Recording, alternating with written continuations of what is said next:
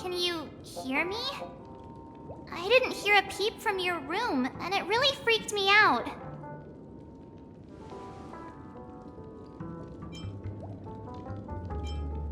Hey, I was seriously worried when you didn't respond.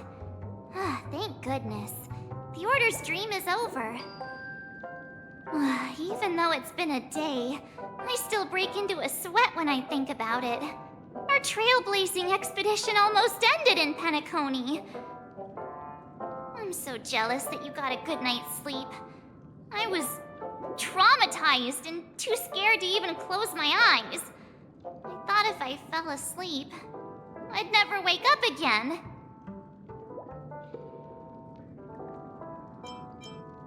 A natural beauty like me never has dark circles.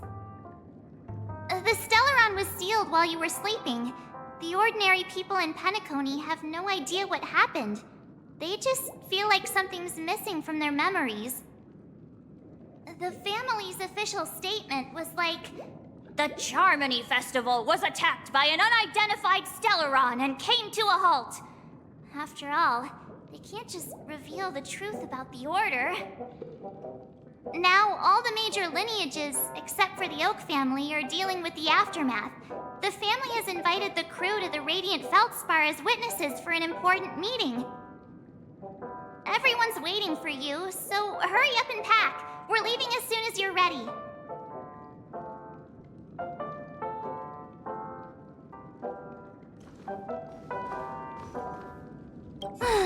After all this craziness, nothing is better than staying safe in reality.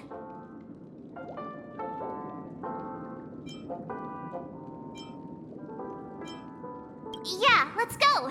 We've got some time before we board the ship, so let's catch up with everyone at Dream Jolt Hostelry.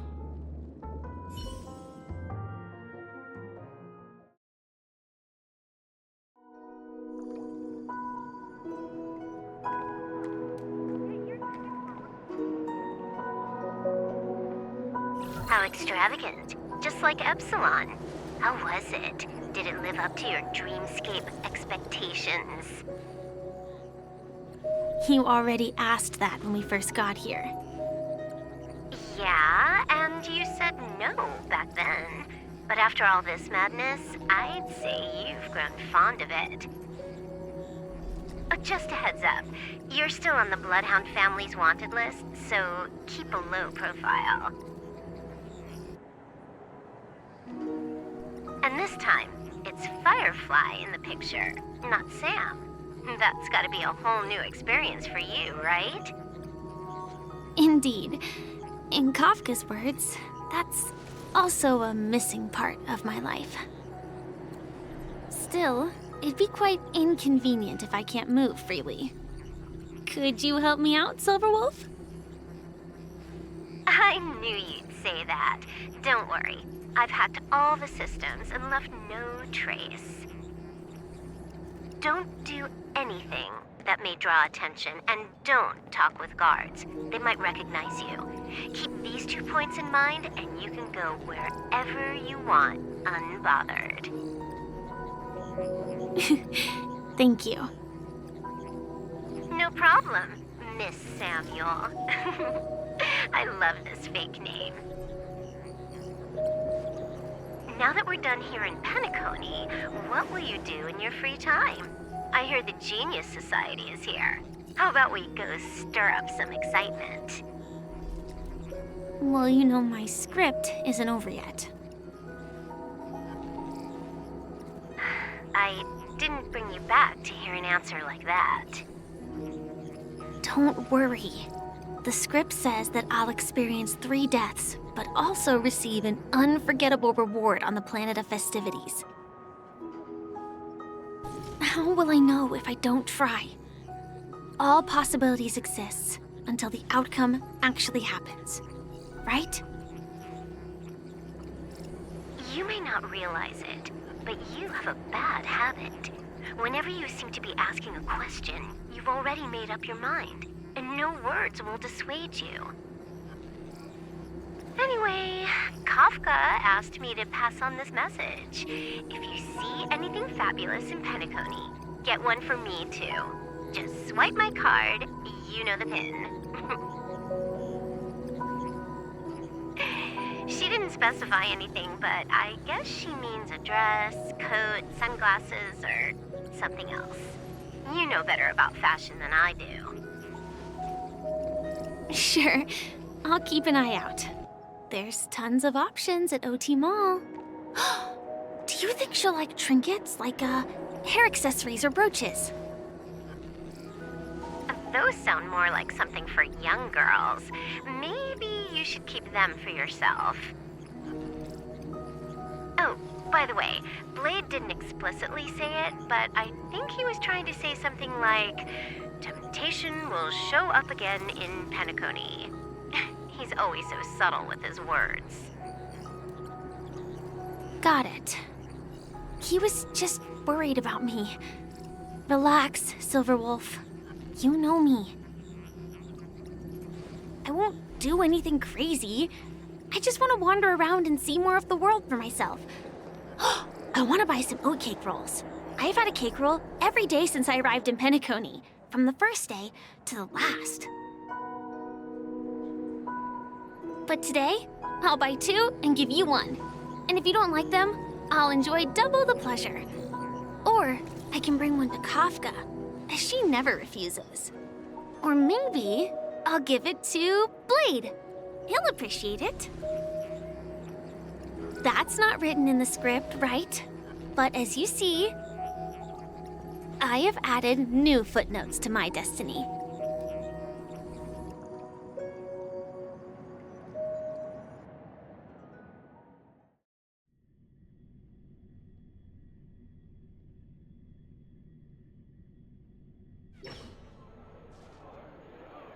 Welcome, Director Topaz.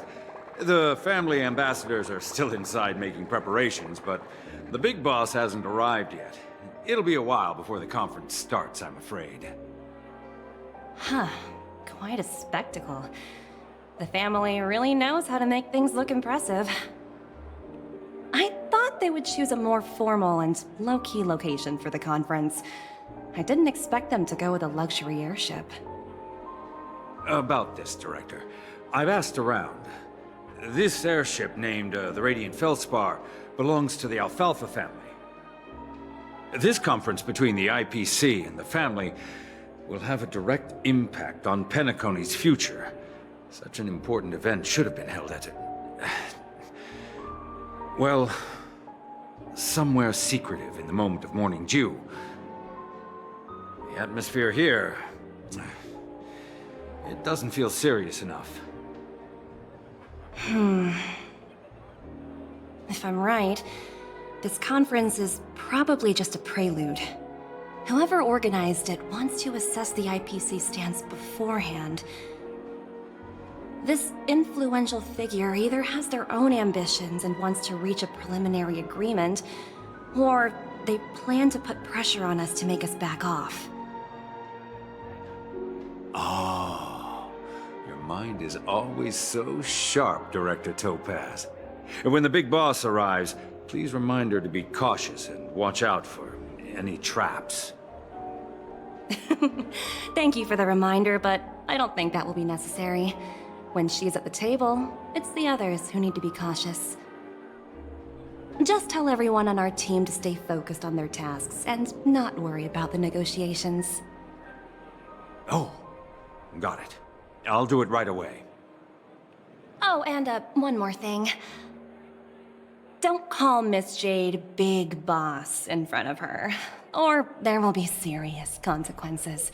I mean, really serious. Got it. Thank you for the reminder, Director.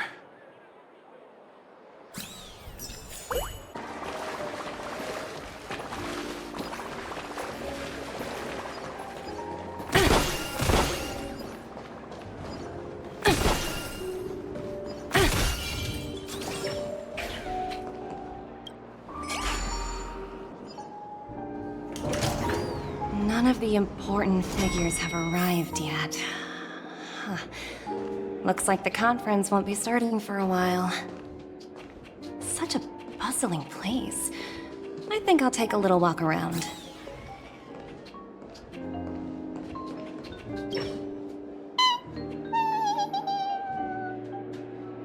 Oh, are you hungry, Numby? Food in the dream. Shouldn't taste bad, right? Numby, catch!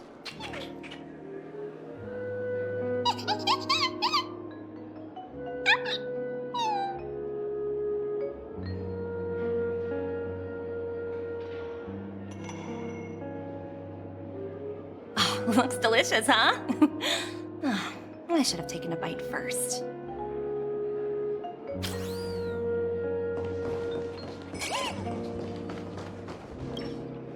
So many buttons. How many centuries would it take to press them all? Huh. Didn't expect those pooches to actually recycle them all. Huh? What are these?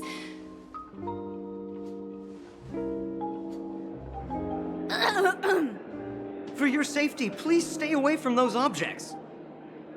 For my safety? Are these buttons something dangerous? Not exactly. Lately, there's been a prankster in the Sweet Dream who's been handing out strange button devices to anyone he meets. According to those involved, he said something like, "Just press this button and all of Penacony will explode!" Luckily, no one believed him. Still, the Bloodhound family collected these buttons just to be on the safe side. Where's that prankster? Haven't the hounds caught him yet? Yeah, that guy has some skills, I'll have to admit that. However, you know, the Bloodhound family won't give up. Whoever disrupts order in the dreamscape will face severe consequences. Anyway, the family will deal with these things. Please, kindly keep your distance.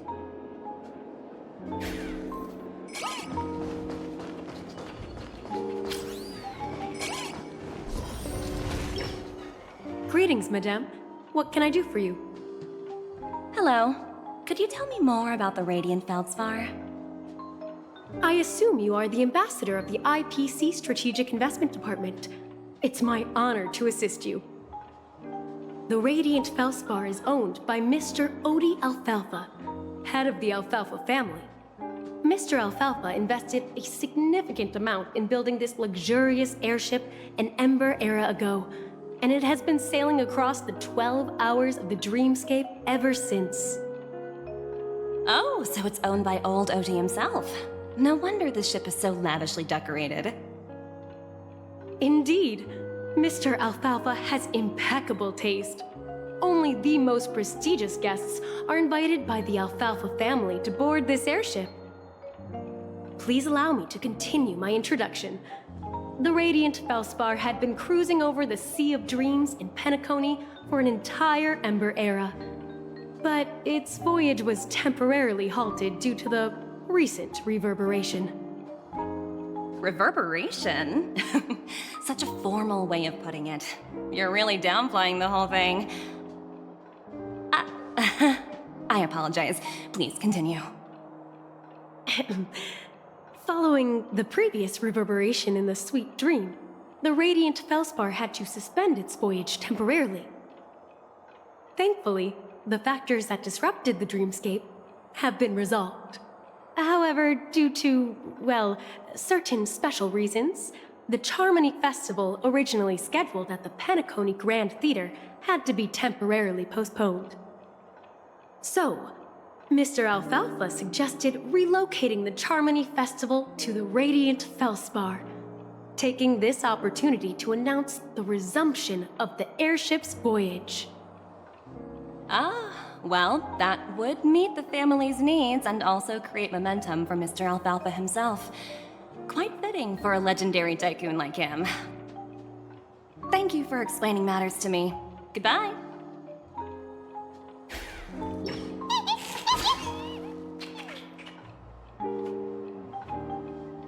Hello? The Talent Motivation Department? Again? Internal review? Will it ever end? I'm working on a major project. I don't have time to squabble with you guys.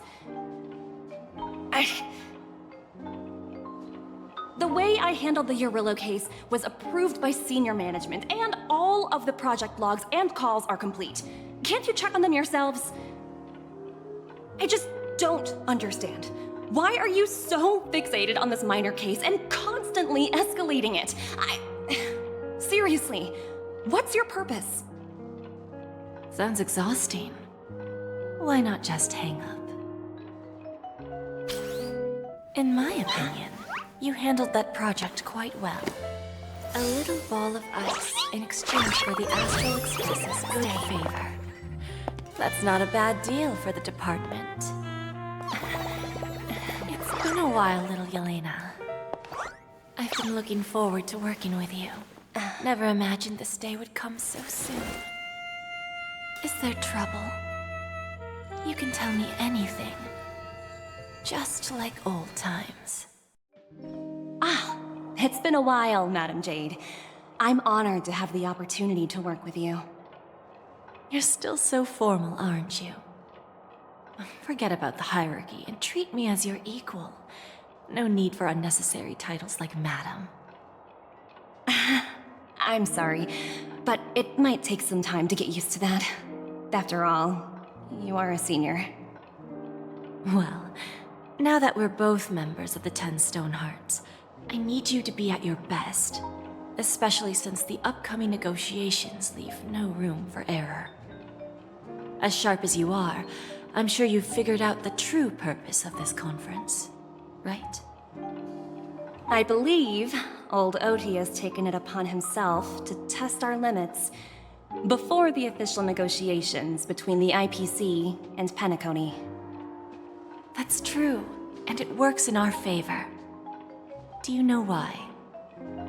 If we can reach some sort of agreement with old Oti beforehand, and gauge our opponent's boundaries, our future negotiations will go much more smoothly. That's the obvious benefit. Exactly. And the hidden benefit is that as the head of the Alfalfa family, his actions suggest that the 5 lineages might not be as united as the Odes of Harmony would suggest. As long as the influence of Harmony hasn't completely permeated their core, personal desires will always have their way. Thankfully, influential figures in Penacony haven't entirely suppressed their own desires. It's similar to the power struggles within the IPC. The supposed all-for-one philosophy shared by the 5 lineages. It's just a slogan now that the Dream Master has gone. After the downfall of the Yoke family, old Oti's faction became the dominant force in Penacony. Even if we consider only the succession order, he's the longest serving and most senior among all the family heads. Yes, that's exactly why we need to handle the conference following an agreed-upon strategy. It's like playing a game of chess, where every move needs to be carefully thought out. Absolutely. The 3 steps of negotiation. Listen, test, and strike. That's what you taught me. Pretty clear. Although, you seem to have changed the order in the Urillo case. That was based on my personal experience. I apologize for interrupting your conversation, but the family head is ready to meet the ambassadors from the Strategic Investment Department. Time to get to work. Let's prepare ourselves and meet that esteemed supporting actor. Remember, our goal is to create an opportunity for the IPC to enter Penacony. Aventurine has already made a small opening, and you and I, we're going to tear it wide open.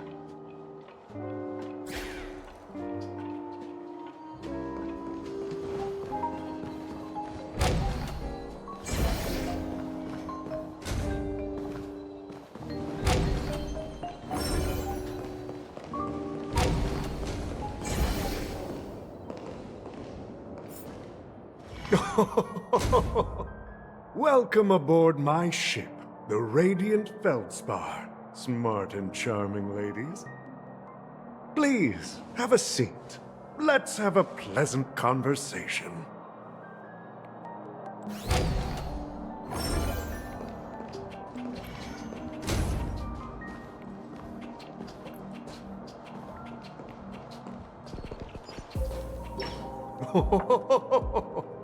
Welcome aboard, my dear ladies.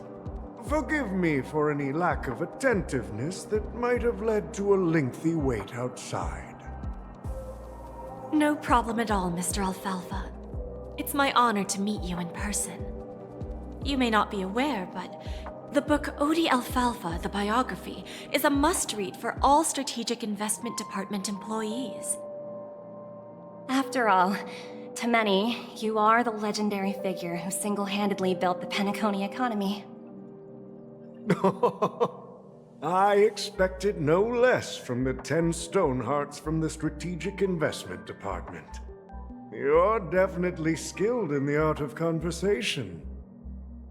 I always enjoy talking to smart people because we don't have to beat around the bush. We can just get straight to the point instead. Since I invited you IPC ambassadors on board, I'm sure you've figured out the topic I'd like to discuss, yes? The future of Penacony, if I'm not mistaken. Precisely. Those few words represent a terribly complicated situation indeed. Let's take that golden-haired guy who's not showing up, for example. He put in great effort and almost got himself killed. But what was it all for? Wasn't it eventually to create an opportunity for you IPC to regain control of the precious Astana? The wisdom and experience you've accumulated over 10 Amber Eras are truly impressive. Let's assume your assumptions are correct, Mr. Alfalfa. How would you respond to the IPC's actions? I appreciate your composure, Miss Jade. You must have witnessed much in your worldly experiences. However, perhaps you don't know much about Penacony. Old Oti won't sit idly by when faced with a greedy wolf.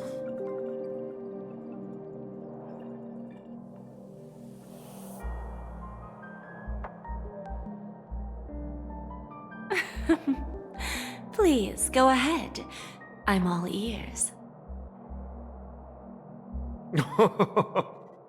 Then I'll be straightforward. I requested this meeting before the official conference to dissuade the Strategic Investment Department from trying to lay a finger on Penacony. If you back off now, you can make a smooth exit and prevent the IPC from losing face during more important negotiations. One of our P-45 executives was attacked and nearly killed in the Dreamscape. The IPC can't simply ignore this incident. Moreover, considering the turbulence during the Charmony Festival, Penacony's credibility has taken a hit in the public's eyes. Despite your determined attitude, the issues plaguing Penacony are real, are they not? You used the term real, Miss Topaz, but let's not forget that this is the realm of dreams. If you want to succeed here, you need ambition and unconventional thinking. Curious about how I plan to respond to the IPC? Well, I don't mind sharing. My actions will help Penacony take a significant step forward by self-listing and going public. Going public? If I'm not mistaken, you want to bypass the IPC and go public on a universal scale. Precisely. Instead of watching the IPC gnaw away at Penacony, I'd prefer to open the doors of the sweet dream to the entire universe. Starting today, anyone in the cosmos can become a shareholder of the Land of the Dreams. This is the path of harmony I'll choose.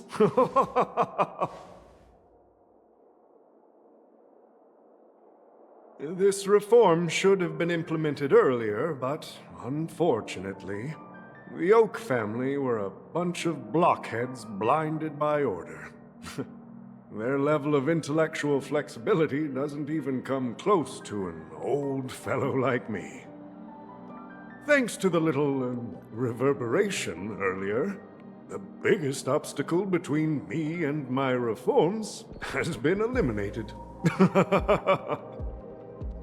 The Alfalfa family will publicize the financial results of Sweet Dream Paradise, so that the entire universe can see that despite the catastrophe, Penacony still holds immense potential and opportunities, and that the family remains confident in its future.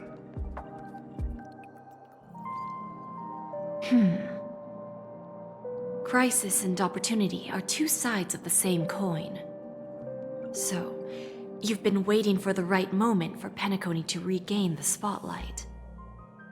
And if Penacony should seize this opportunity to overcome adversity, even if the IPC tries to intervene, every move we make will be scrutinized by trillions of people.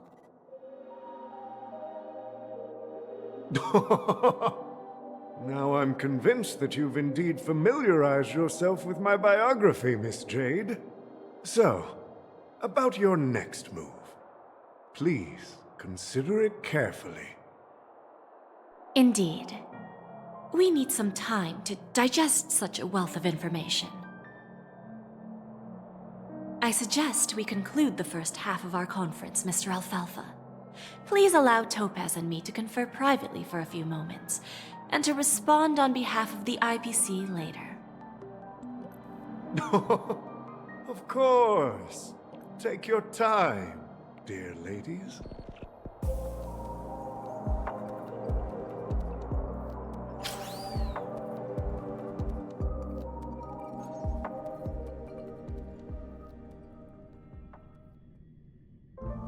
The Alfalfa family had a meeting with the IPC? I got this information from a message sent by that IPC ambassador. He said it was to return the favor. It's not hard to imagine. Penacony today is pretty much like the frontier prison it once was, with external forces casting greedy eyes and the undercurrent of order lurking within. Instead of falling into a situation where they are plagued by both external and internal threats, Penacony would rather take a step back and invite the IPC to negotiate at the table, ostensibly to cooperate, but in reality, to secure more opportunities for their own survival. Well, no wonder they sought the mediation from the Astral Express. In your opinion, who should we stand behind? I don't think the followers of the Harmony are completely innocent victims in all of this. For reasons unknown, they have a strong desire to smooth things over, which leads to speculation about their motives. If either the family or IPC were to assume full control of Penacony, it would return to its previous illusory dream of hedonism, and the efforts of those previous nameless would once again go to waste. There you are. Did you rest well? I didn't disturb you since you were in a deep sleep. She went to negotiate with the family as a representative of the crew. She'll contact us once her arrangements are ready. After Enna's dream was shattered, the family branch from the Montour system soon arrived and swiftly took control of the situation. Most members of the Oak family fell unconscious, but fortunately, their lives were not in danger. The mastermind behind the plans was confirmed to be Gopher Wood, the previous Dream Master. But by the time we arrived, he was dead already.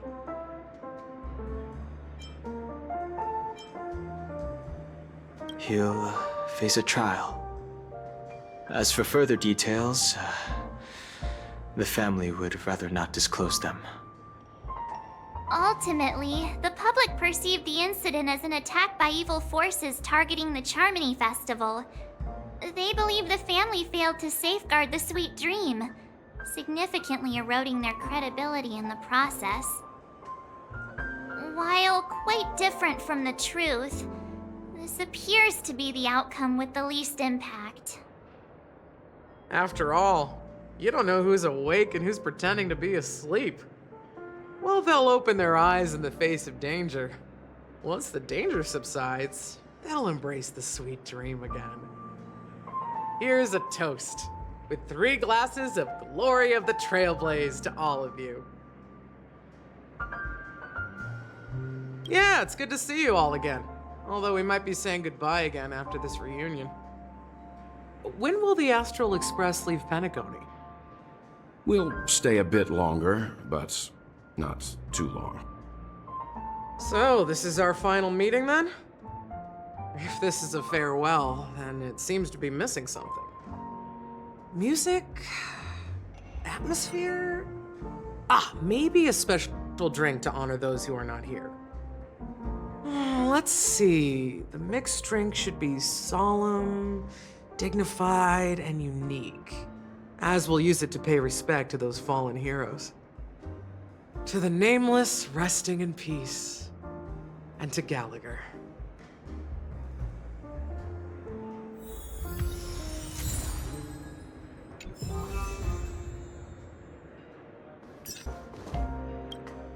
Ready to mix your drink? Before we start, would you like to talk to your friends? We have plenty of time. All right, as you wish. I think I have an idea about what drink to make. Would you like it bitter or sweet? It's up to you. Choose the flavor that suits you best at this moment. Drowning sweetness. One of the most challenging drinks to make. A slight imbalance in the ingredients can result in an overwhelmingly viscous, sweet taste. However, with the right ratios, you get a uniquely sweet drink with a lingering aftertaste. Not a bad choice. Let's start mixing.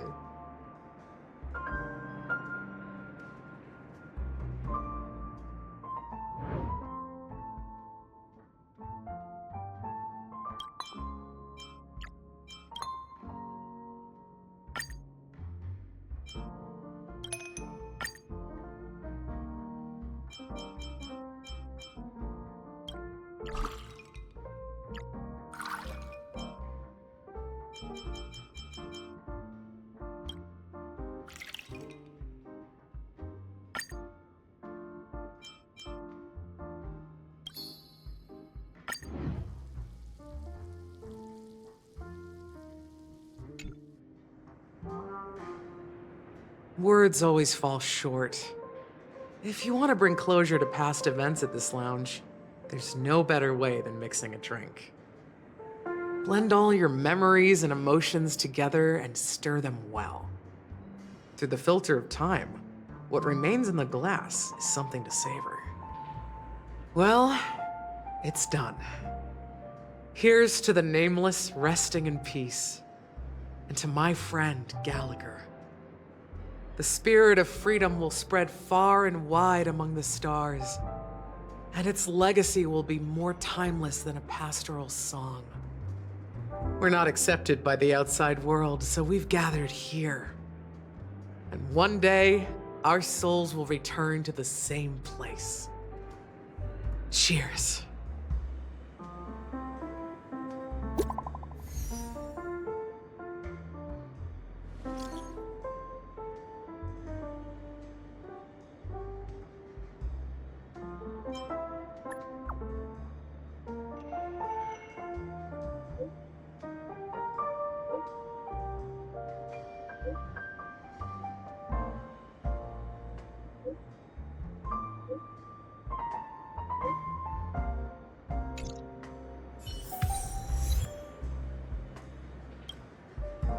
are you leaving?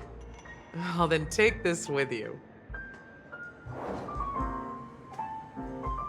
I've mixed more of this last special drink for you. The past shouldn't be forgotten. So I hope it brings back the flavors of Penacony. Thank you. I'm sure it'll leave a lasting impression. If you happen to run into Gallagher, make sure he has a sip too. I know his tastes, and he'll be thrilled. All right, enough with the heavy stuff. You guys have important things to take care of, so let's not dwell on things. Whether it's the Astral Express or Penacony, there's still a long journey ahead. So let's lift our spirits, guys, and embark towards our tomorrows.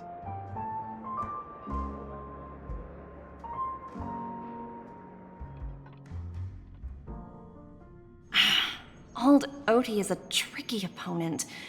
I didn't expect him to take the risky step of going public at such a critical moment for Penacony. Indeed. He's definitely bold. It's that kind of boldness that made him the Odie Alfalfa he is today. Still, the outcome is uncertain. Shouting loud doesn't necessarily carry any weight. What about the phone call I asked you to make, Topaz? Ah, they agreed. But it'll take some time before they arrive. Just as it should be. The sweet dew should be served after the bitter poison. Looks like we'll be skipping the exchanging apples step this time around. Now that we're dealing with a greedy merchant, a simple apple wouldn't make a difference. Well, I guess I included myself in that remark too. Now I'm a bit curious, Topaz. Do you think Penacony is a quality asset? Yes. Despite its recent calamity, Penacony remains a top-quality asset within the cosmos, with good credit, lucrative potential, and promising prospects. Well, that's obvious, but what I truly wanted to know is, this project is obviously too bland for your taste, isn't it? That's true. I wouldn't be here if it weren't for Venturine. But despite that, you trust him. You even entrusted him with a cornerstone. Something as precious as life itself, to finish this gamble. Are you not in the same boat, Miss Jade? Without us playing along, your Jade Stone wouldn't have made it across the border so easily, allowing you to see all desires that flow through dreams to gain a bargaining chip in negotiations. That's why I'm willing to stake my Topaz Stone to cover for you. It's like one big, elaborate game of chess.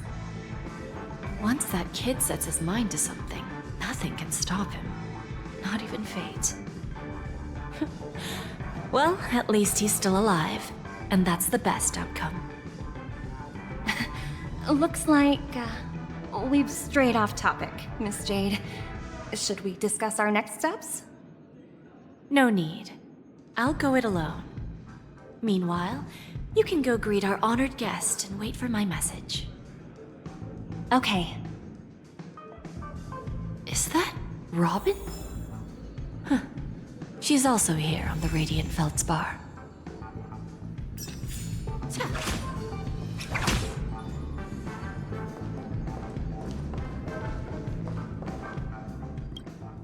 Greetings, Miss Robin. I didn't expect to meet you here. Miss Jade? Greetings. The opening ceremony for the Charmony Festival has been moved to the Radiant Feldspar, so I'm here making some preparations. How about you? Have you spoken with Mr. Alfalfa? I'm actually on my way to meet him right now. Do you know him well, Miss Robin? Unfortunately, I've never met him. I've only heard a few comments from the former head of the Oak family. Mr. Alfalfa is respectable when it comes to business, but in other respects, I can't say the same. Where do you think the future of the planet of festivities is headed? I believe the sweet dream will see its rebirth, just like the radiant feldspar resumed its voyage. The Harmony needs a new direction.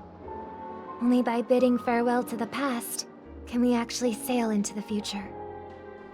There are no permanent allies or everlasting enemies. So let's both take what we need from this deal. Naturally.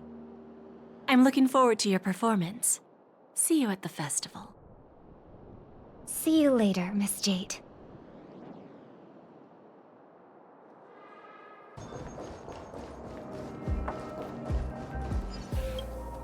Thank you for your patience, Mr. Alfalfa. Let's continue our discussion. Figured out something already, Miss Jade? But where is Miss Topaz? Topaz has something else to take care of. You'll be seeing her later. Talks can still continue between the two of us. Is it just me, miss? Your tone sounds very different now. I need to set a good example for my junior. It's not a good habit to be too loose-lipped during negotiations, right? Now we can speak frankly and openly. Do you believe what I said, Odie? You're not the only merchant who has seen the changes in the cosmic market over the past 10 Amber Eras. Interesting. Now that's interesting. Good. It's good to be straightforward. Openness and transparency are my things. So, tell me, what's your next move? Unfortunately, I'd like to speak the harsh truth before laying out my plan. Let's cut to the chase. First, your plan won't work. Penacony has no way of sidestepping the IPC and going public. Second, you can't stop the IPC from entering Penacony. We've got all the time and connections in the world to find a way in. We'll keep tearing down and rebuilding this place until the Asdana system gets used to the IPC's ways again. Now, I'm repeating your words exactly. If you don't want to be a laughingstock and have everyone gunning for you at the official conference, you'd better drop your little pie-in-the-sky plan. Oh, interesting. Indeed. You surely have a way with words. Now, I'm curious to know what you have up your sleeve. Mr. Alfalfa, let's not forget that the IPC controls the biggest interstellar publicity platform. More than half the news networks in the universe take their orders from us. The moment news spreads about Penacony going public, trillions of customers will immediately receive a message like this. The family's protection for Penacony has expired. Any mishaps in the dreamscape could result in permanent brain death. Care to guess how many ways we have to turn alfalfa credits into worthless junk within a measly 24 system hours? With the entire cosmos keeping a close eye on Penacony, I assure you, it won't be too hard. You really think you can pull that off? Even from Pier Point, as distant as it may be, I'm more than capable of keeping you on a tight leash. However, if you agree to give up that half-baked plan to go public, the IPC will assure you that we'll never jeopardize the interests of the family heads under your leadership. After all, we also need allies here in Asdana. The IPC can assist Penacony with financing, starting by acquiring 30% equity shares. With our financial support, stabilizing and rebuilding Penacony will be a piece of cake. 30% equity, you say? Who can guarantee you won't want more in the future? That's the brilliant part of it all. The answer is simple. No one. There are no guarantees. It all hinges on self-awareness and mutual respect. However, the board of directors will consider the interests of the family heads to some extent. You're a smart merchant, old Odie. Isn't the whole purpose of this elaborate game to showcase your business acumen and seek more benefits for the family? It benefits us if we both take a step back. And if that's not enough for you, I'm pretty sure that another goal of making Penacony go public is to expand the influence of the Planet of Festivities and attract more customers. I understand your concern, and I have a solution for that, too. Fine. Now I see your sincerity. As the head of the Alfalfa family, I don't think I have any reason to refuse your offer. However, as their chosen one, I still need one final answer. Go ahead. I'm listening. When I was a child, I heard the adults recite the tale of the ancient Ember Era, about the ascension of Shipe, the Harmony, and the downfall of Enna, the Order. The Order and the Preservation used to be close in ancient times. So, why does the IPC, as a follower of the Amber Lord, seek collaboration with the family instead of aligning with the Order? The answer is simpler than you think. It's all about credits. Everyone's favorite thing and the universally recognized currency among the stars. The IPC has the power to perpetually ensure their value. With each new world integrated into the credit system, the IPC adds another building block to its cause. Eventually, all exchanges, capital, and businesses will operate within a unified monetary system. By then, all planetary developments will be recorded in accounts with well-defined values and the ability for exchange and circulation. And the heart of everything will be Klepoth's credit. And then the IPC will be able to exert influence over everything. Our intention is to establish enduring preservation, so I'm sure you can understand. This universe doesn't need two types of order.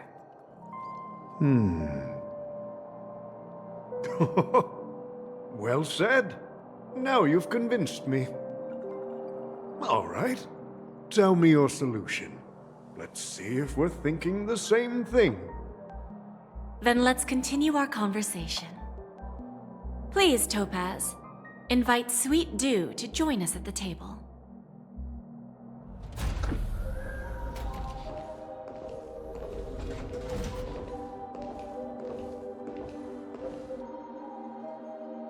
Thank you for your presence, Miss Himeko. Please allow me to introduce her to you, Mr. Alfalfa. This is Miss Himeko from the Astral Express, one of the future shareholders of Penacony. I've heard so much about you, Mr. Alfalfa. It's an honor to meet you as representative of the Astral Express. This stunning lady is the navigator of the Astral Express? It's a pleasure to meet you. I believe everyone here is familiar with the general contents of the proposal. After this round of financing, the IPC is expected to hold 30% of Penacony's shares. Then, the IPC will transfer 5% of that stake to the Astral Express and recommend Miss Himeko as an independent director to honor the sacrifices and contributions made by the former Nameless to the land of the dreams. While this decision isn't finalized yet, we are honored that everyone here recognizes the way of the Trailblaze. While the Nameless didn't embark on their journeys for fame or fortune, if this is the wish of both the family and the IPC, I will represent the Astral Express and fulfill my duty as a member of the board of directors. The entire crew has agreed to assist in the reconstruction of Penacony. Beyond that, In our future travels, we are committed to bringing the beautiful dreams of the planet of festivities to more worlds. Of course, all cooperation is based on one premise. The path of harmony in Penacony must not be distorted again, and such a tragedy must never recur.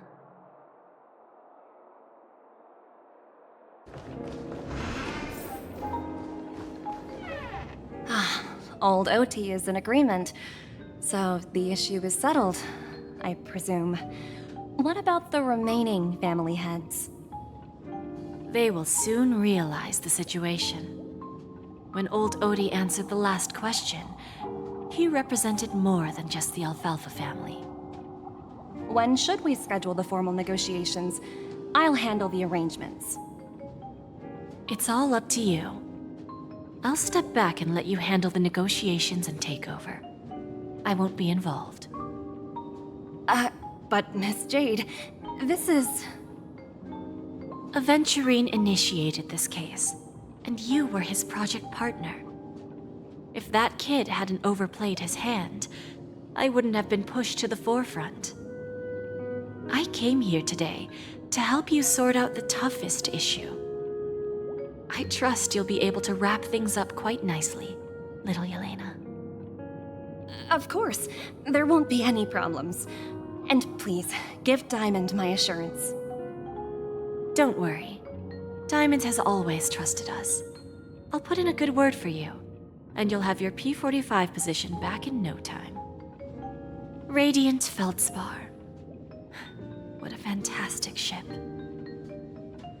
Now that my business is done, it's time for me to indulge in my own little hobby. You want to open a Bon and Jade exchange branch on this ship too?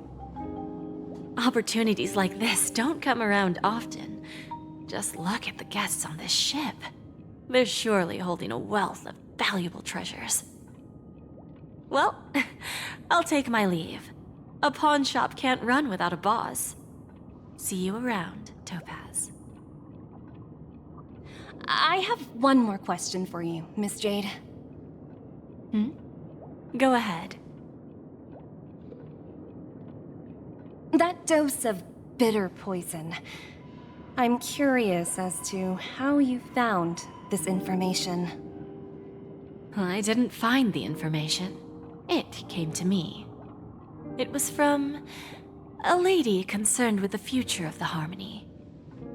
In return, I've agreed to help her with something, but that's for later.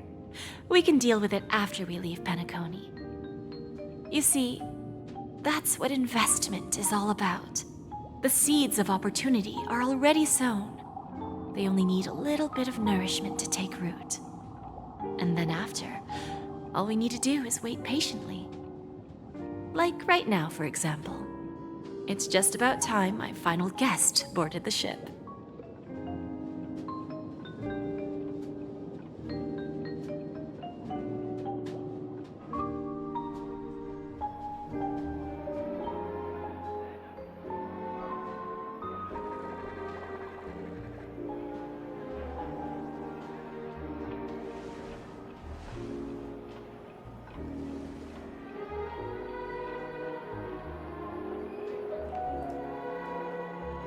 Sneaking in was way easier than I thought.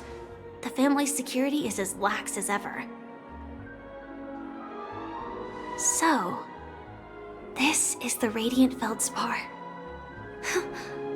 So luxurious. A pawn shop that grants wishes. Is there really a place like that on the ship? I'll find out for myself if the rumors are true or not.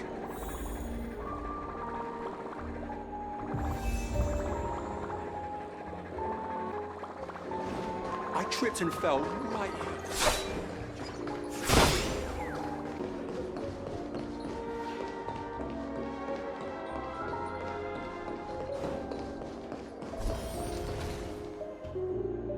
Is that her? Huh. Vanished in the blink of an eye. So the Astral Express is here too. By the way, there's one more thing. Mr. Alfalfa and I discussed it. I'll present a gift to the Astral Express on behalf of the family as a token of gratitude for the Nameless's contributions to Penacony. Please help me with the necessary arrangements. Right away, Miss Robin. Can I ask you something? Oh, greetings, miss. Is there anything I can help you with? Do you know how to get to the pawn shop? Pawn shop? Ah, you must be talking about Lady Bonajade's place, right? I heard she offers, special services there. I've marked the pawn shop's location on your device. Please feel free to check it out. Lady Bonajade. I think I've heard that name somewhere before. Was it from Silverwolf? Come to think of it, she disappeared after mentioning that she was going to meet with the Genius Society. I wonder how things turned out for her.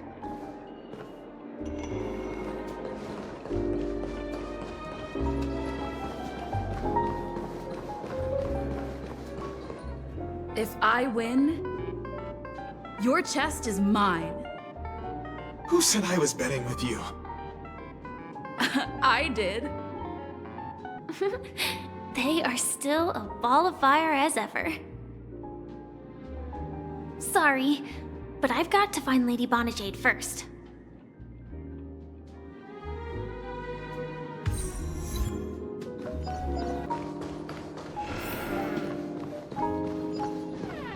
Welcome to Bonajade Exchange, Radiant Feldspar branch. How should I address you, dear lady? Just call me Samuel. Samuel. Nice name. So what do you need, Miss Samuel? And what are you willing to give up in return? I want to keep on living.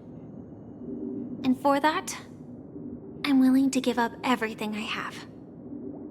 Everything you have? That's right. Everything. Miss Samuel, I think you'd best turn around. It seems you're not quite familiar with the term pawn. What do you mean?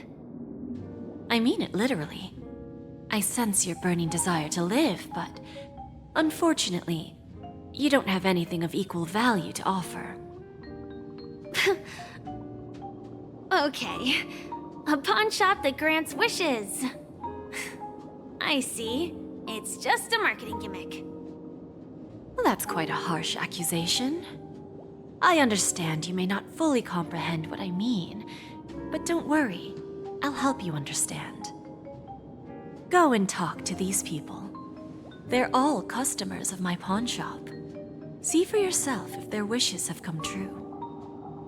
Once you've done that, come back to me.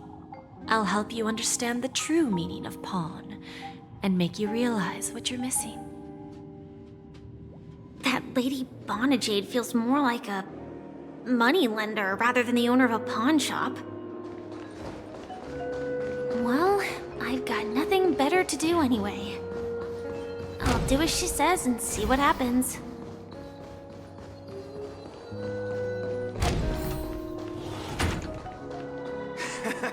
Got it. You stupid little girl.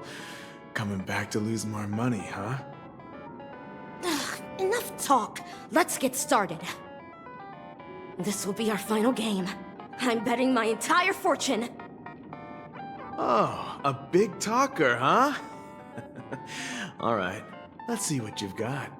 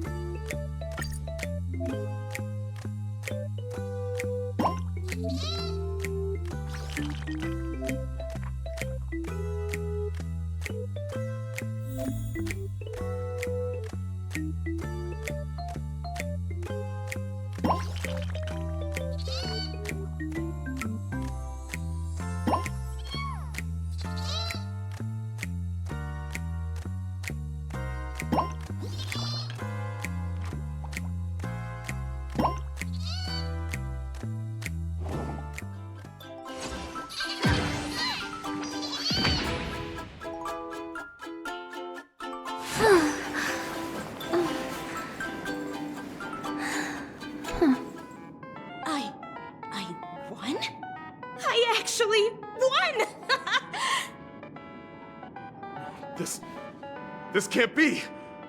You lost to me 10 times in a row. How could I possibly lose to you at such a crucial moment? It's true! Lady Bonajade has truly blessed me! Ha! Finally, my luck has turned for the better. Great new era for Stacy. The master gambler has arrived.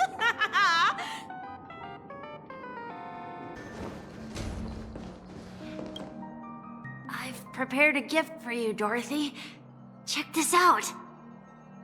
Whoa, what a beautiful necklace. Is it made of cymophane? It's stunning. How did you know I love jewelry made of cymophane? It has the same purple hue as the necklace my dad gave my mom. I've never told anyone about it. How did you find out, Del?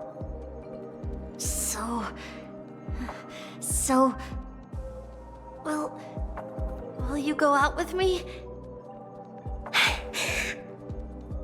I will. Really? I mean, really? I never said yes before because I thought you had no idea what I liked. But this gift made me realize you were actually paying attention all along, trying to learn everything about me. So yes, I will. Wonderful. My wish has actually come true. So, shall we go, Dorothy? Let's go outside and enjoy the stunning views of the 12 hours. Yeah, let's go.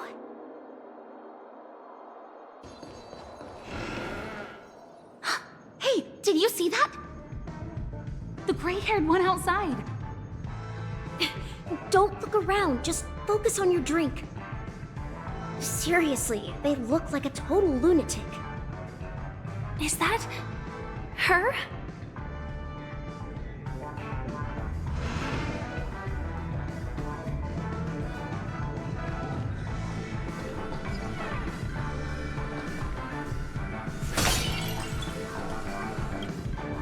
Yeah, you heard right.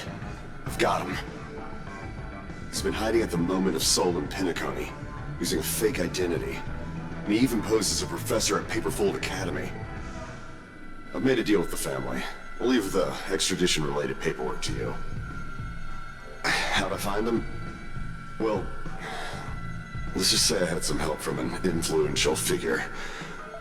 Don't ask for the details. 22 years.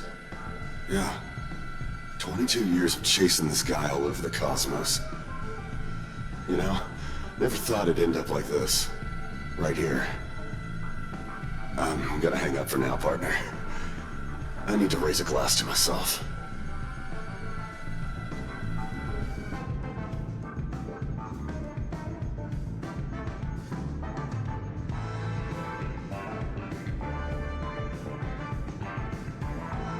All of their wishes actually did come true.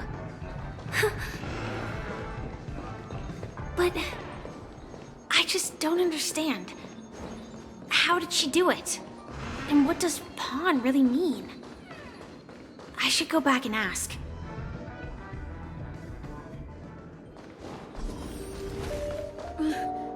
Chirp, chirp. Origami bird. Hey, little birdie. Come on. Oh, calm down already. Everyone's staring at you. No, it's not the best time to do that. Sorry. I'll catch up with you later.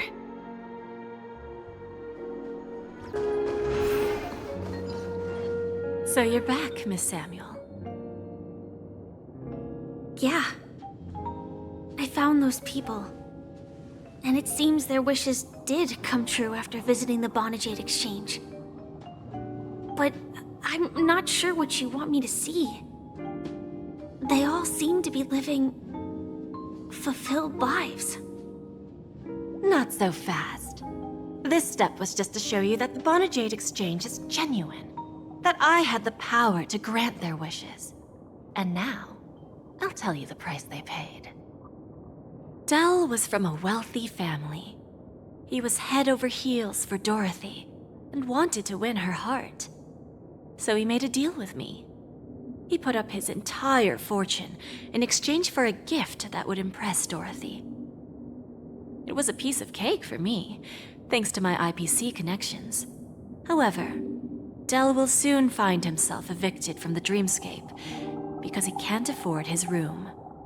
Whether he can bounce back from poverty, well, that depends on him. Let's just hope that necklace will keep the relationship from crumbling. Then there's Stacy, a lady with a gambling addiction. She wanted some serious luck, but she had nothing to offer, so I took something else instead. I took away all her close relationships. From the moment she stepped out of the Bonajade Exchange, every casino in the cosmos would remember her name. But her parents and siblings would sever ties with her, and it would be impossible for Stacy to make any real friends again. She will accrue a vast wealth due to her good luck, but she'll never be able to use it for the people who truly matter to her. As for Detective Walker, he spent 2 decades chasing down a wanted criminal for some heinous crime. But he never caught the guy. In his desperation, he came to me. He offered his own memory system as collateral. In due time, his memories as a detective will be erased, and he will completely forget his own identity and all the sacrifices he has made. Interesting, don't you think? I fulfill people's desires and grant them favors, and soon they come back to me with even greater desires.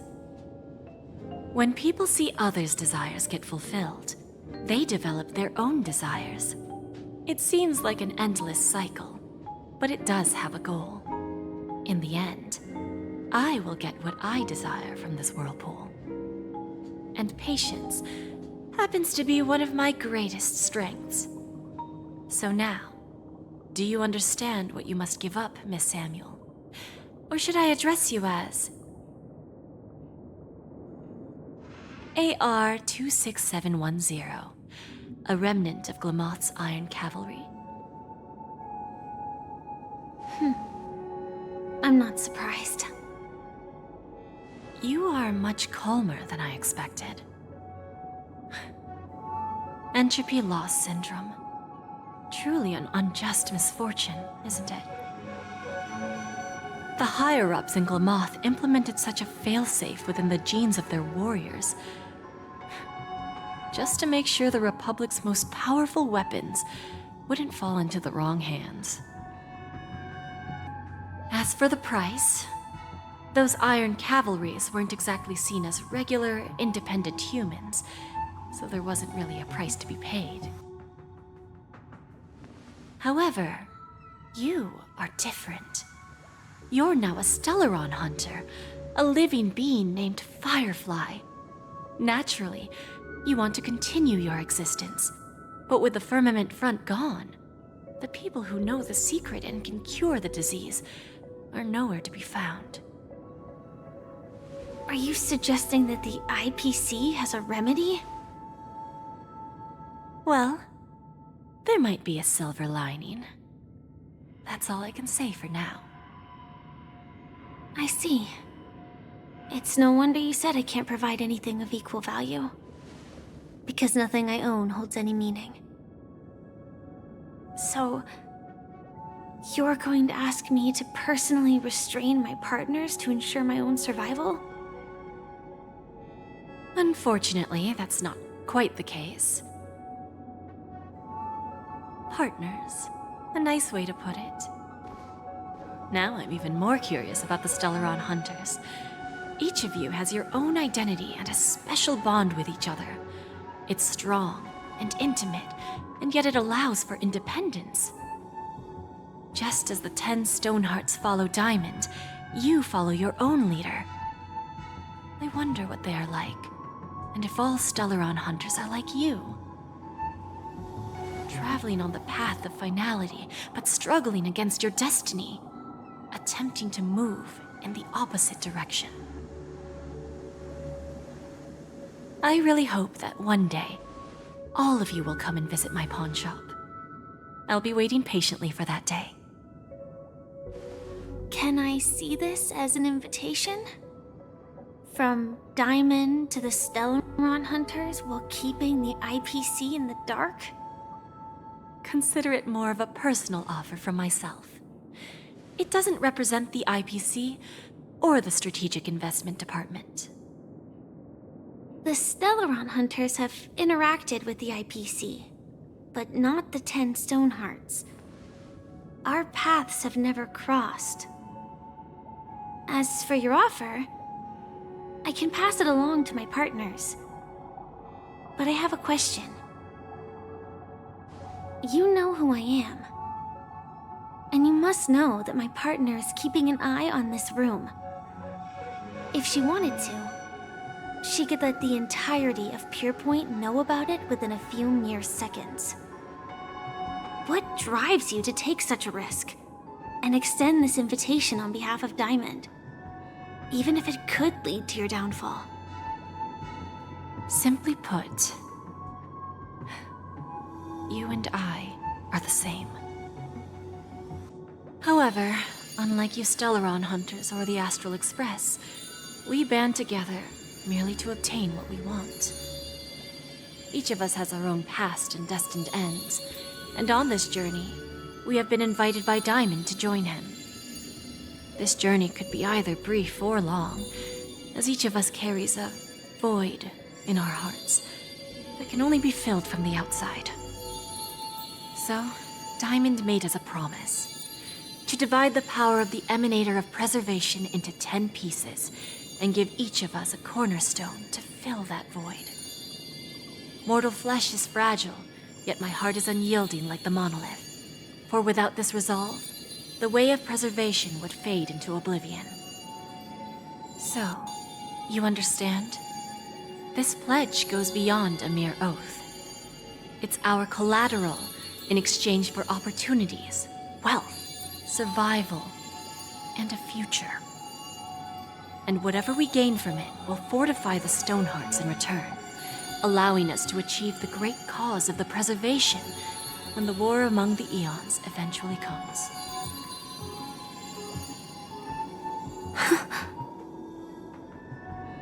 I understand. Take your time, child. You don't need to give me an immediate answer.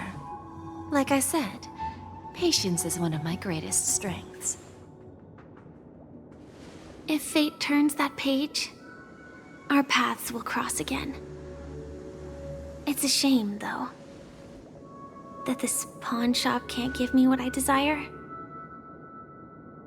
My last attempt in Penacony. Well, it ends with hope.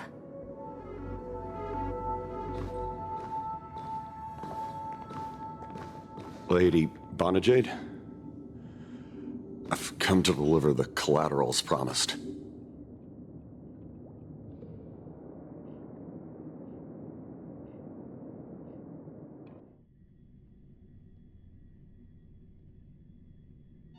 Turns out, the meeting to decide the future of Penacony went much smoother than expected.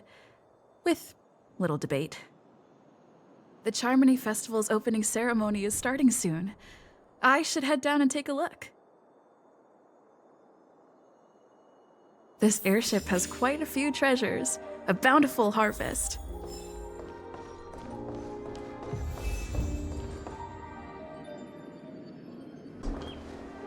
The festival hasn't started. Let's take a quick break. Hi, we meet again. Who's that? It's really you! I knew I didn't get the wrong person.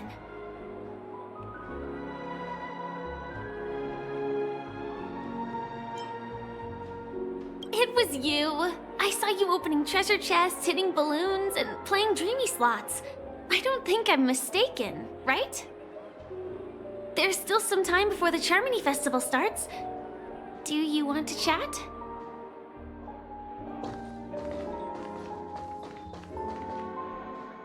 Two murder cases, a showdown with the IPC's ambassadors, the legacy of the Nameless, and a remnant of the Order who wishes to replace an Eon-created paradise with a dream. You guys even ended up shattering the dream. It's truly been quite a vacation. It's a good thing that you guys managed to overcome all those difficult problems. Congratulations! After the Charmony Festival's opening, will you guys be leaving again?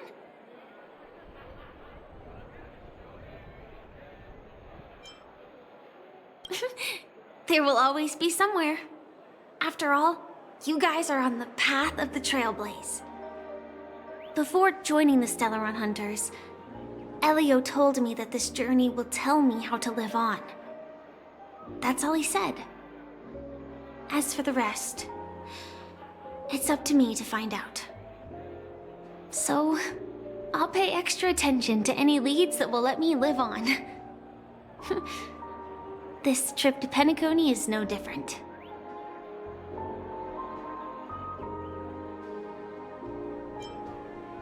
Yes, initially I thought the answer might lie with the riddle of the Watchmaker. I was looking in the wrong place, but I did reap some rewards. Do you know Miss Jade from the IPC's Strategic Investment Department? Bonajade Exchange belongs to her. She told me her price, but...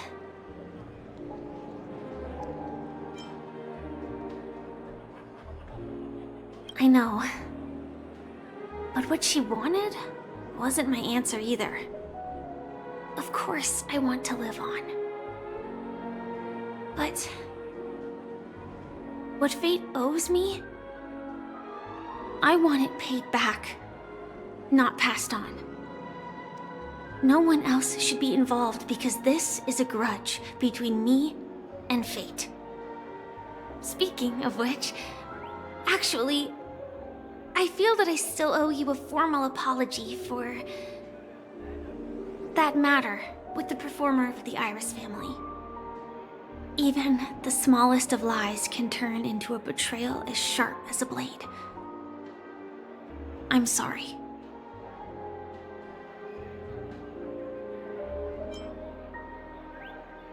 It was an emergency, so I never had the chance to formally apologize to you. And admittedly, I was the one to blame. To me, hiding is much easier than being honest. Yet, I still want to try expressing my emotions as any ordinary person would. It's that girl! Get moving! Arrest that criminal before the Charmony Festival's opening ceremony starts! I can't believe they've chased me this far. Looks like we have to say our goodbyes.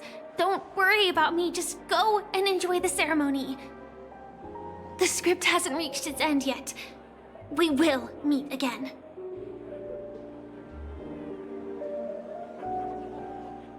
I hope she's okay. But if it's only those two hounds again, she'll probably be fine.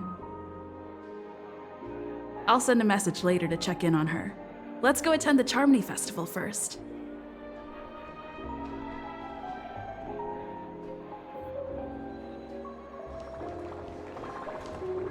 Let's take a seat here. Why do I feel like there's someone waiting for me? I probably have enough time. Maybe I should take a walk?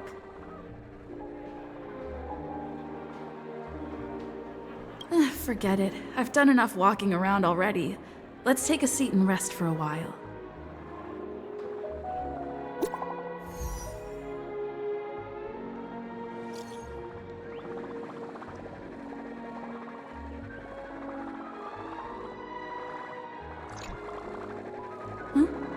Looks like I don't have to worry about her.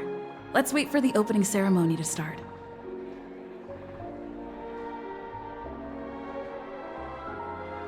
Wow! It's Miss Robin! Hey, Miss Robin! Hey, Miss Hey, Robin! over here, Miss Robin! Miss Robin! Miss Robin! Miss Robin! There it is, Miss Robin! Glory to the Royal family! Glory to the family! I'm your biggest fan, Miss Robin!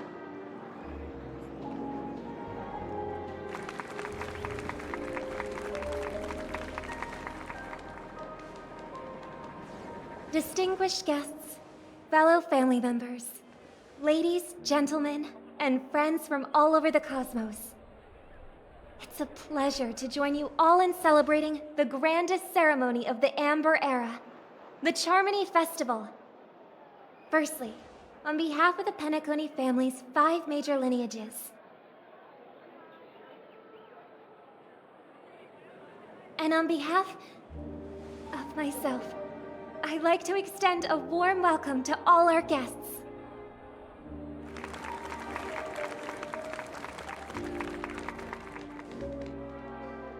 As you all may have noticed, this year's Charmony Festival is far from regular. Thanks to the efforts of everyone, this celebration is unprecedented in scale, with factions from across the cosmos in attendance. Not only that, the customary opening ceremony held at the Penacony Grand Theater has now moved to the Radiant Feldspar, the very airship you all stand upon. We invite you to express your warmest applause and deepest appreciation for OT Alfalfa, head of the Alfalfa family, for his selfless devotion to the Harmony's cause.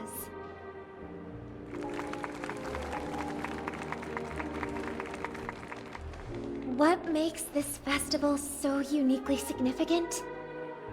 As is widely known, the Radiant Feldspar had to halt its voyage due to an anomaly in the Sweet Dream, sparking widespread discussion in the 12 Hours.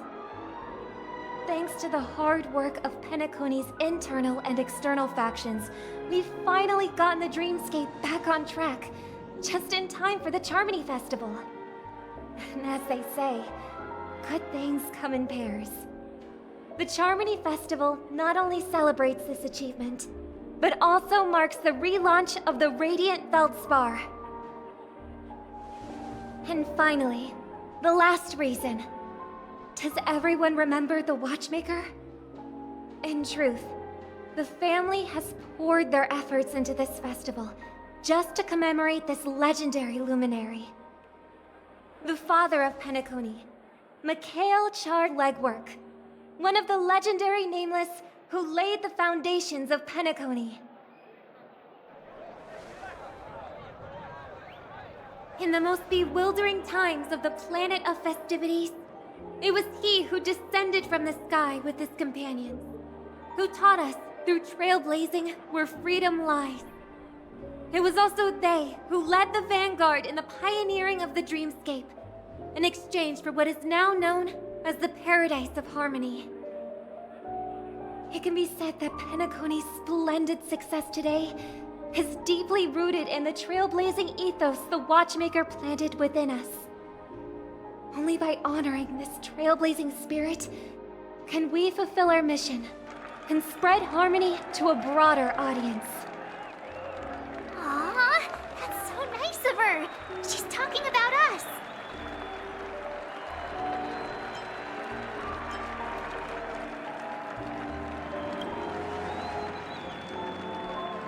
Obviously. Wait, why does that seem so ominous? And now, the Sweet Dream is back on track. All thanks to the Trailblaze, of course. If it weren't for everyone on the Astral Express, we wouldn't be able to successfully host this Charmony Festival. Thus, with unanimous consent from the 5 major lineages, Penacony's family, on behalf of all family members throughout the cosmos, offer a token of appreciation to the Nameless. Oh, I wonder if it's gonna be a big one! We will transfer ownership of the Radiant Feldspar to the Astral Express. A meager appreciation that we hope you will accept with grace. Let us gift our applause and cheers to these brave and dauntless Nameless. Nameless! Nameless! Nameless! And now, I propose a toast. To harmony, to the Trailblaze, to the future of Penacony and the universe, and To the generous Alfalfa family head, Mr. O.T. Alfalfa. Cheers! Cheers!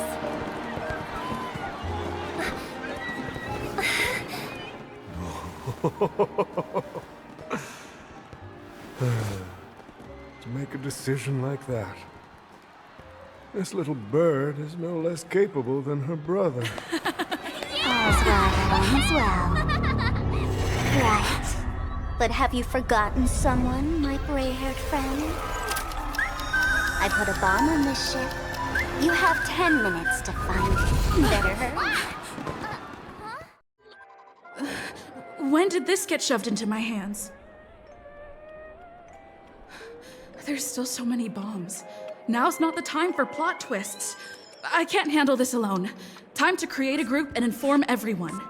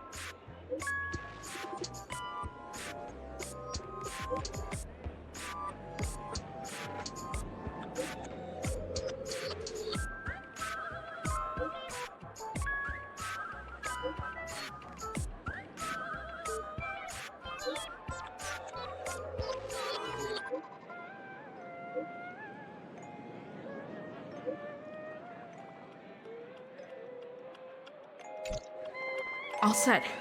Let's start following the plan.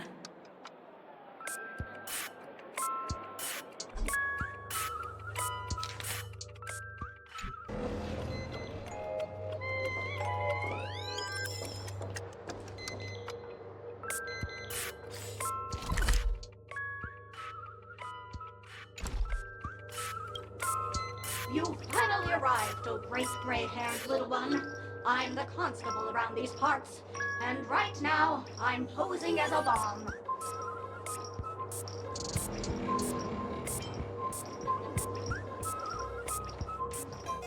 You don't like it? Fine. I'm now the bomb demon then. Satisfied? If not, you'll just have to make do. Alright, now that you've found me, it's my turn to complete my mission. Next, I'll count down from 5, and then explode! 5, 4, 1! Did I miss a number? Oh, so 8. No matter though, I've never learned how to count before. I mean, Bomb Demon Doll has never learned how to count. I'm not even a real bomb. Was it surprising? Shocking? Horrifying? No? Really? Fine. That's too bad then. You really haven't learned it.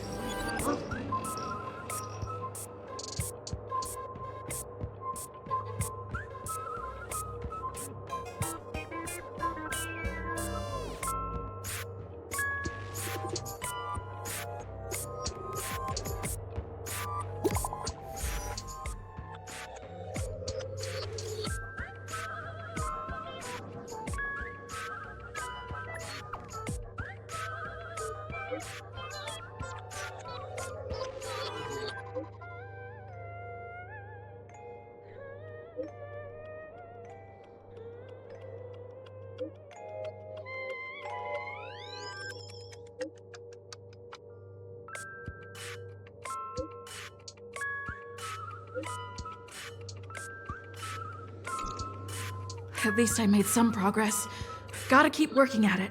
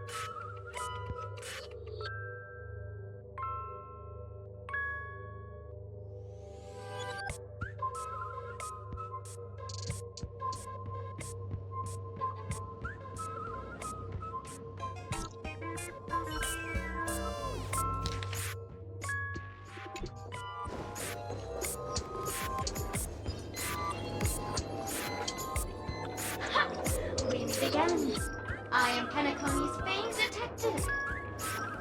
Got yourself into a pickle? I'm more than happy to help. But unfortunately, I'm preoccupied with a couple of unsolved cases. So, you'll have to wait your turn.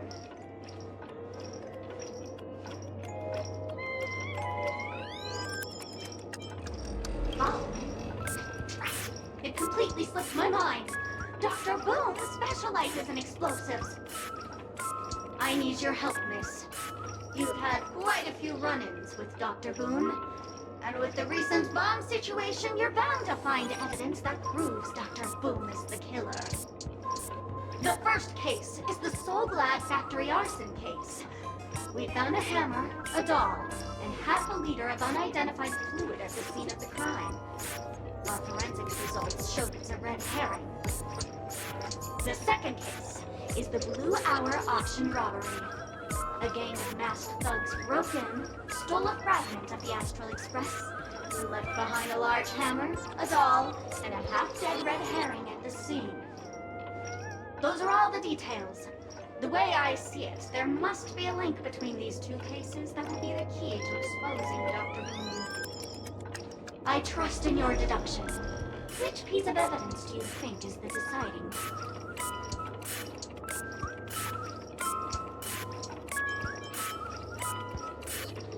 Bing, bing! Correct answer! You're good, gray hair. Your mind is pretty sharp. Seeing as you've put in so much effort, I'll throw you a bone. The bomb's not here. This is only a prank I've craftily set up. Hurry, time's running out. You better find that real bomb quickly.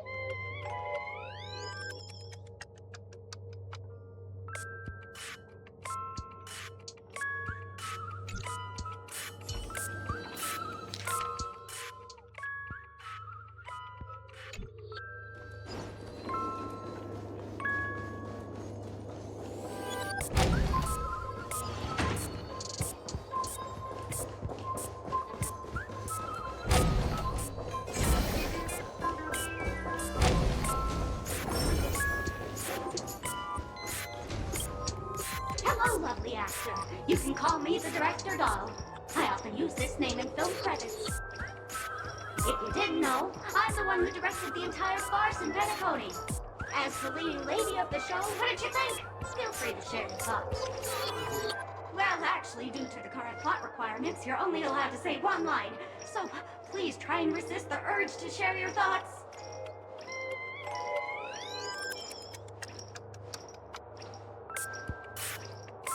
Sunday, who's that? Since you're done asking questions and I'm done answering, according to the script, I must reveal to you the fact that there's no bomb here at all, thus causing you to want to kick yourself for spending this whole time listening to me prattling on, after which we will part ways. But don't fret, I've also prepared a gift for you. A dream bubble that has the thrilling life and death moments I shared with the beautiful memo keeper. If you haven't seen it yet, you should hurry up and look for Dr. Edward.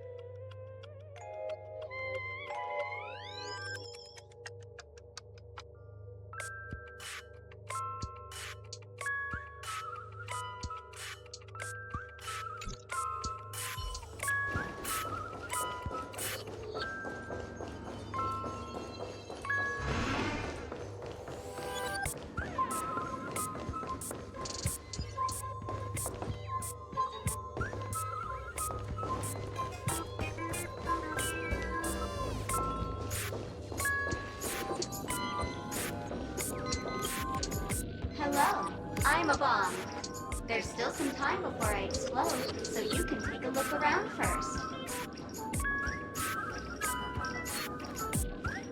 Diffuse? No problem. Executing self-diffusing program. This won't take long. Now playing Never Give Up, Never Surrender by the trending superstar Lee from the Epsilon 12 system. Oh, hang on. Penacony's family have not purchased the rights to this song. We can't play it here. How about this? I'll recite it for you. Next up, please enjoy a recital of Never Give Up, Never Surrender. Oh, aha! If you ask me how I feel about you, don't tell me that you pretend not to see. They will never give you up, never make you sad. They will never give you up, never make you cry. They will never say goodbye to you, never tell lies to hurt you. Praise, aha!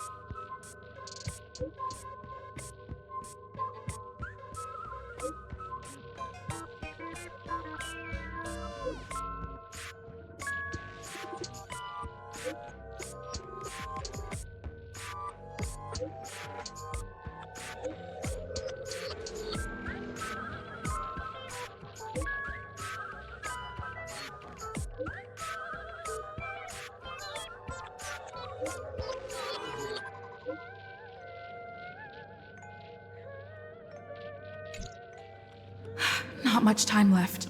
I hope I make it.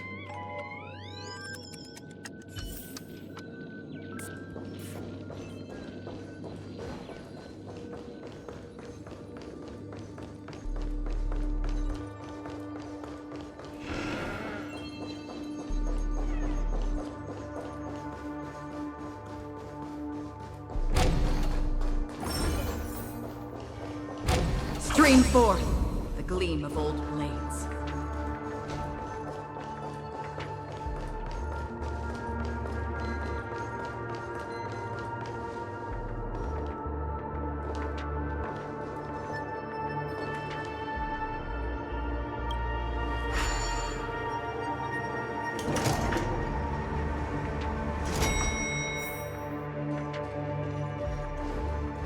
Is that a firefly?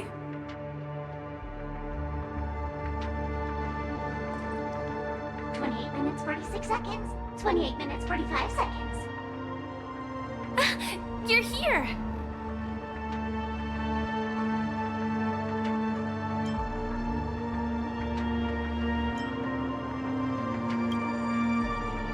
Don't come close! This bomb is very dangerous. And I'm the real Firefly. Since you're here, I'll just keep it short. Just over half an hour ago, I received a message from an unknown sender and rushed here as soon as I could. 27 minutes, 52 seconds. 27 minutes, 51 seconds. The Sweet Dream has lost the protection of the Order. If it were to blow up here, the consequences would be unfathomable. I've scrutinized it for a long time, but the bomb's design is incredibly unique, as if it's been locked by some mysterious path force. Apart from its creator, I fear no one knows how to deactivate it.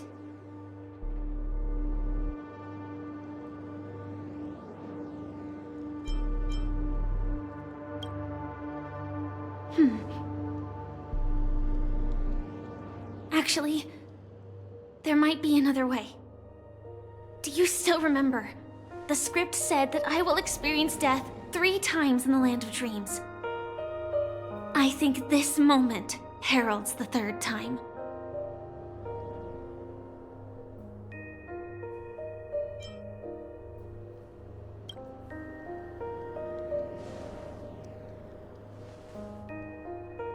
You may already know that I have no way of evoking dreams. I employ a Stellaron Hunter's special method in order to enter dreams instead. This allows me to perform feats that typical dream chasers can't. As long as I can bear the pain of the Memoria pressure, I'll be able to dive into the primal memory zone beyond the dream and extend a lifeline to the Radiant Feldspar. I will take this bomb into the depths of the dreamscape, as deep as possible where there are no living souls around.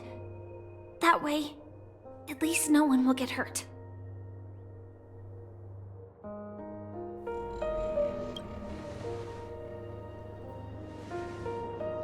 Don't worry. I believe that this Firefly armor will be enough to take me to where I need to go before the countdown ends. And maybe even make it back safely. At present, this is our best and most logical course of action. After all, a long story deserves a happy ending. I have some words to share with you, though they were spoken to me by Miss Acheron. She said that the so-called impossible is merely something that is yet to happen. At the moment, there are so many things that seem impossible, but are they really never going to happen? Maybe it's just that the moment to disprove these impossibilities hasn't arrived yet. Whether it be a literal ending, suffering akin to death, or a harrowing deathscape. Before the appointed destination arrives, they are all the same. Yet I can still make myriad choices. I also firmly believe that when that moment arrives for us to make a choice, the answer to our end will already be within our hearts. It is not destiny that shapes us, but we who shape destiny. The Astral Express and the Stellaron Hunters are like light and shadow. We walk on different paths, intertwined, moving forward and growing together. Maybe the end is predestined, but it is not today. Since things are going too well, let's speed up the countdown. Human life is short, just like fireflies to a flame. So if you have an answer in your heart, always remember, don't leave with any regrets. We have this right, don't we?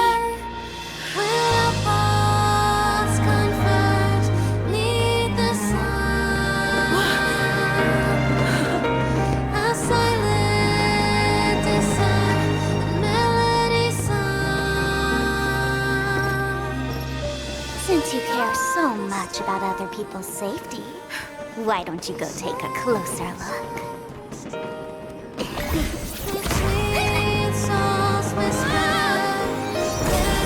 You see, everything is possible in this land of dreams. We each came here with our own goals and realized them in unimaginable ways. Regardless if the result was a sweet illusion or a bitter reality.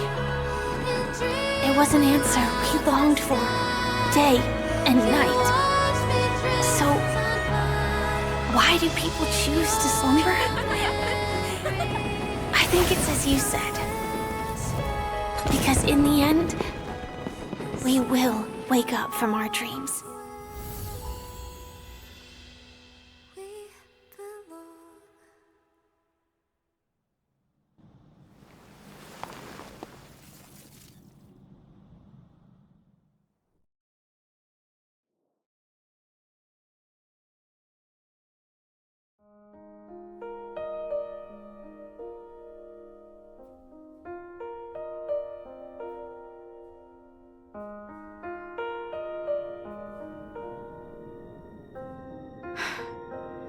When I arrived, I happened to see a child holding it.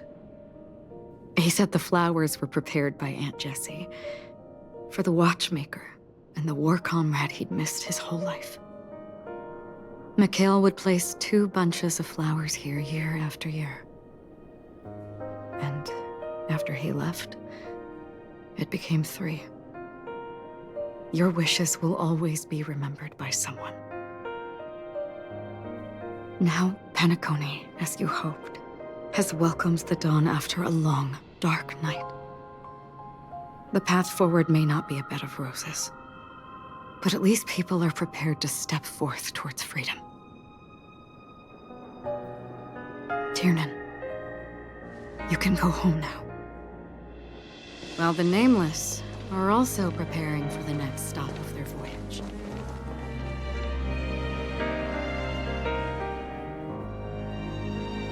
But before leaving, we still have one last thing to do.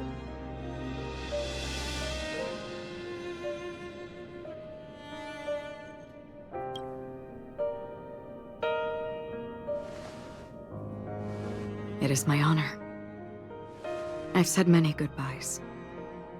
Yet I am glad that this is the first time I speak these words with a smile.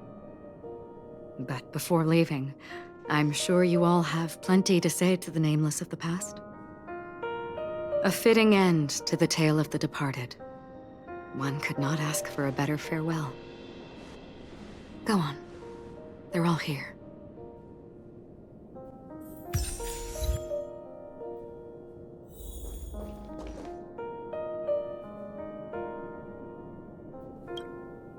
Honestly, when I heard the conductor's request, I was pretty surprised. The Nameless. Those who trailblaze, doing good deeds but never seeking recognition. After all this time, how would we even find those 3 people in such a vast place like Penacony? But it seems, in the land of the dreams, anything is indeed possible. History may not remember the names of the dead, but the stars will attest to their journeys. The first glimmer of light in the prolonged night often illuminates little, as it is fleeting and the darkness too vast.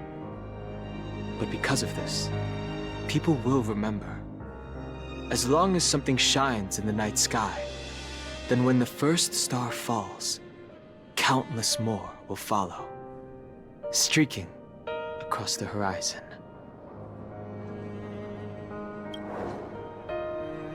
Brooklyn Tiernan, Rosalina J. and Estella, we raise a toast to you, trailblazers of the Silver Rail. A toast to history that no longer remains silent.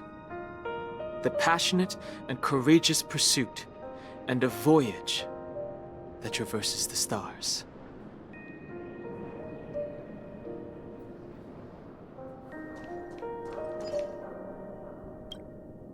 That statue. It wasn't here last time. Looks like this is the last riddle that Mr. Gallagher left for us. In the end, we still failed to figure out his true identity, or if he was even a living person. What should I say? I mean, this guy is definitely a history fictionologist, all right. I'm suddenly reminded of the time at the theme park when he said he was only 13 years old. Could that have meant something too? Either way, he's an enigmatic character for sure. At least our journey together in Penacony was real enough. And his loyalty and love for this land must have been real too, right?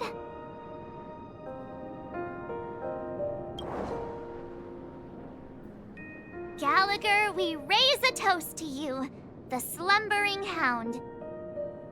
To the festival's invitation, to all lies and the singular truth. If we ever meet again, please don't talk in riddles.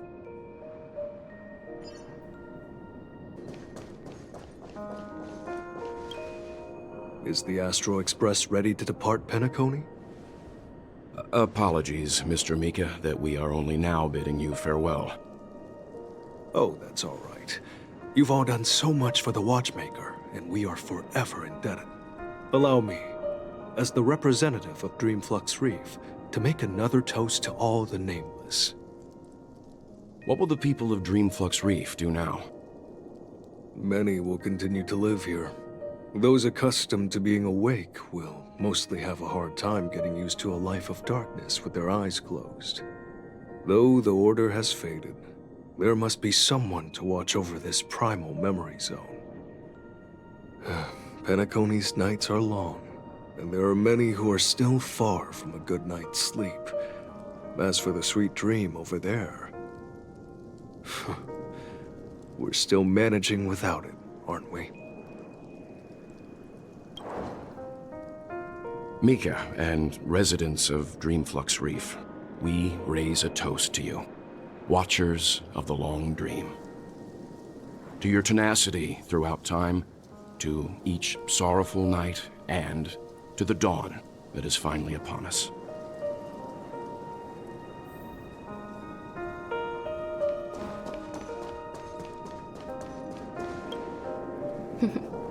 In the end, we still came full circle. This trailblazing expedition started from the moment you and a bellboy ran into each other. After going on a journey of many twists and turns, they still ended up where they started. Just like a clock's hands that turn round and round, the start and end of each day will always land on 12 o'clock, the advent of time moving forward.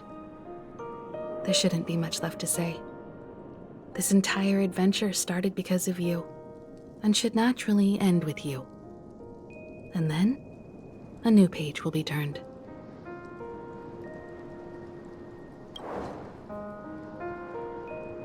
Mikhail Char Legwork, we raise a toast to you, watchmaker of the land of the dreams, nameless of the Astral Express. To Penacony's past, present, future, and the child's unwavering dream unto death. With that, our duty as nameless should be complete, right? The trailblaze can illuminate the way. But ultimately, the future of a world belongs to those who live in it.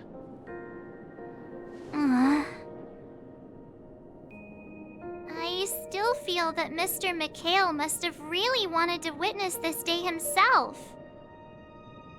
What's on your mind, March? just a strange feeling. I had it a few stops ago, but it's super strong this time. Why not talk about it? Maybe everyone's thinking the same thing. I can't help but think that whether it's Mr. McHale, Mr. Tiernan, or Madame Rosalina, their lives must have been long, and they must have experienced plenty of stories. They were also young once, stumbling and bumbling around just like us, getting into scraps and mischief, that sort of stuff.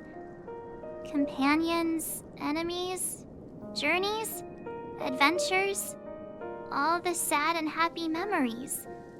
The everyday that we're used to, they've lived through them too. But those things are all in the past.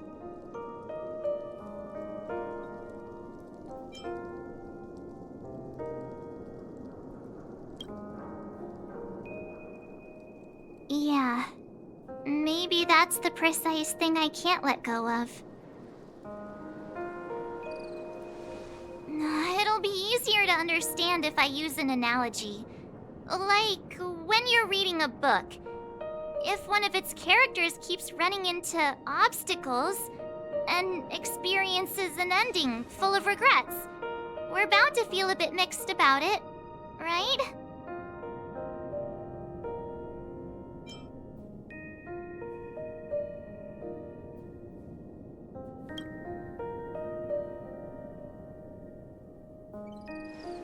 Because we've seen every nook and cranny of their lives, we see these people as special. So, even if there are parts of it that aren't really realistic nor logical, we still hope that their story gets a good ending when it comes. But what if they and we aren't really that special? When Mr. McHale sat in this chair, waiting for the Astral Express to arrive every day, what was he thinking? And if, at the end of his life, he could still firmly say he had no regrets, then what is this regret we feel in our hearts right now? I think each and every one of us is searching for the answer to this very question. The universe is vast, and our lives are but specks. The trailblaze never ends, but against the backdrop of the cosmos, the average person's lifelong journey is merely a short stretch. But it is in this minuscule distance that paths cross and countless worlds connect. The universe may not remember every person who leaves a tie along the silver rail, but we will. As long as we remember, their stories will never end. And what Mr. McHale has left for us is his answer to this very question. It may not be perfect, but it left a smile on this storied, jaded old Nameless's face at the end of his life. And its meaning will be interpreted by those who come after us. It's not the answer that's important, but what we can learn from others' answers, right? This is what trailblazing is. Sure. I'm really sorry for bringing down the vibe. Quick, Don Hung, tell us a dad joke to lighten the mood.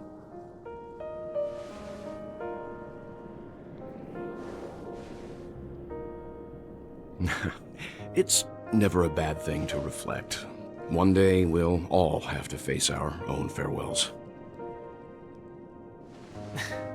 But before that, we still have a long way ahead of us together.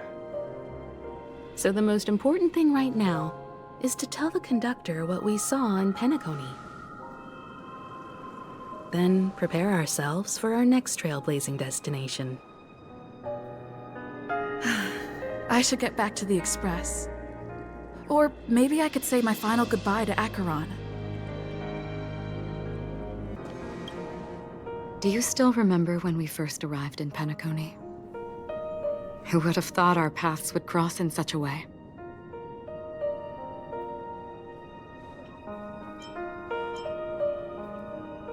Ah. In that case, I must apologize for my rudeness. Do you remember when we first met? I once said you reminded me of an acquaintance. Because of the Self-Annihilator's curse, my memories are stripped away, blurring my past. And after our journey together, what I originally thought were familiar feelings were merely illusions. I believe this was truly our first meeting.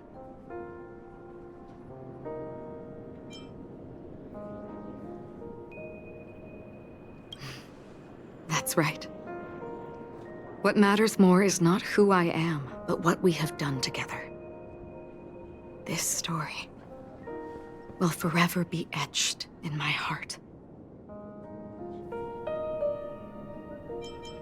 We both still have our own paths to walk. So let's forge ahead.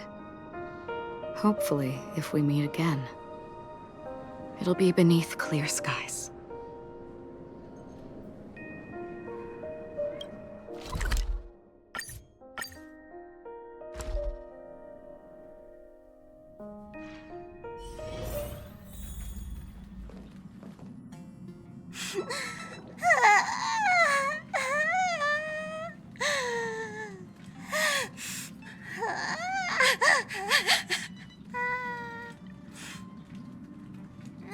There.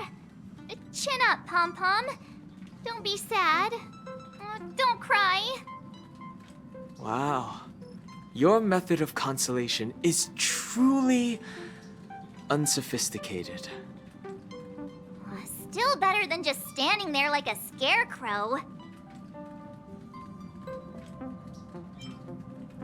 How could you say that? Don't be so mean. And while you're here, why don't you help me comfort Pom-Pom? We told Pom-Pom all about our adventure, and they suddenly started crying. I've never seen Pom-Pom so sad before. The conductor never cries. Pom-Pom is never sad. Pom-Pom is just angry. Yeah, angry. No matter where the express stops, you lot always manage to cause chaos. My well-thought-out timetable completely ignored. If you carry on like this, the express is gonna run out of fuel. That's right. Pom-Pom is just angry. It's not because of Misha, Tiernan, Rosalina, and the rest.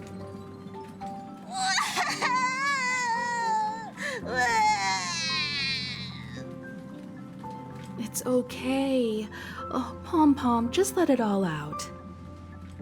Everyone, could you all take a break in the next car? Don't worry. I'll stay here with Pom-Pom. But... Let's go, March.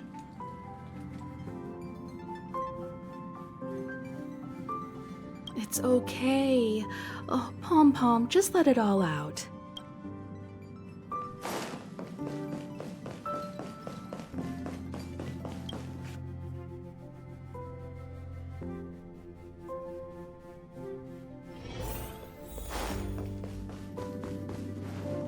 I never expected Pom-Pom would be so distraught.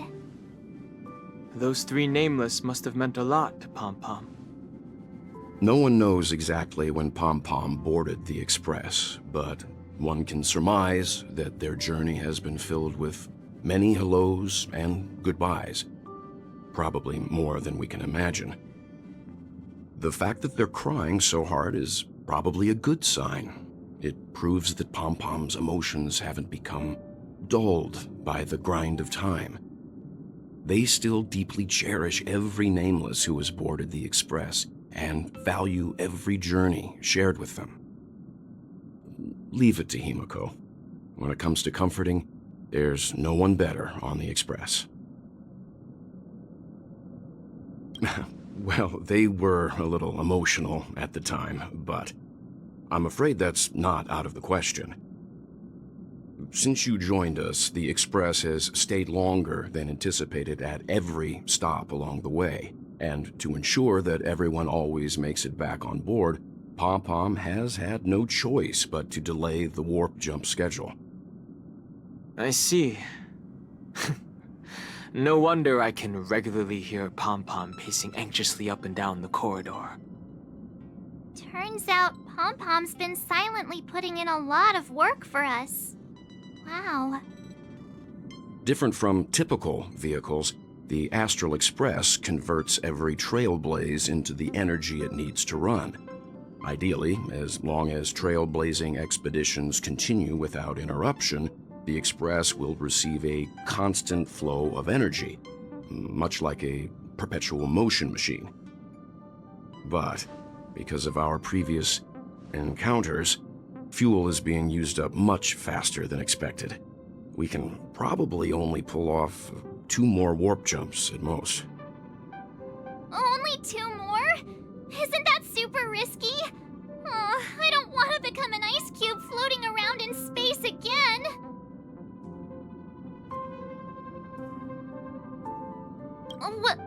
When you put it like that, it doesn't actually sound too bad. But I don't even want to become an adorable ice cube floating around in space again. Which also means that we must prudently consider our next destination. Yes, I've already checked the astral charts. The 2 nearest worlds to us are the oceanic planet of Lushaka and the agate world, Melustanen. As for which one we're headed to, that still requires a vote.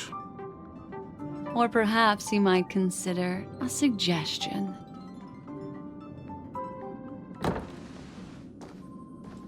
Everyone, we meet again. It's you! Why were you just in my room? It's a very cute room, Miss March. Just like you.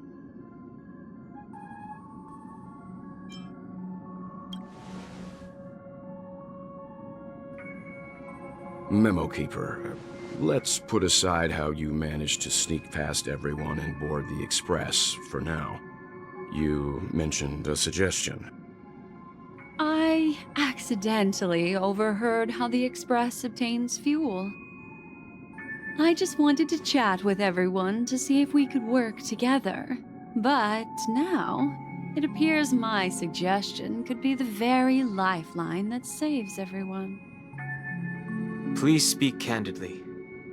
Depending on what you say, we could very well ask you to disembark. Ah, the Permanence's descendant. What a charming little dragon, especially with those mired memories of yours. But I digress. If the Astral Express is in urgent need of a special trailblazing expedition to recharge its engine, have you all considered this? Perhaps your destination could be a world that even the renowned Akivili never reached. Should you be able to lay down a new stretch of silver rail, the Express may never have to worry about energy ever again. Trailblazing to a world that even Akivili has never been to? Is that possible? Continue, Memo Keeper. This destination of which you speak, what sort of world is it? A world that many across the universe don't even know exists. A world hidden away from outside observation. Its presence only revealed by the light from the mirror of the Garden of Recollection. A world fettered by 3 paths, its destiny hanging in the balance. The Eternal Land, Amphorius.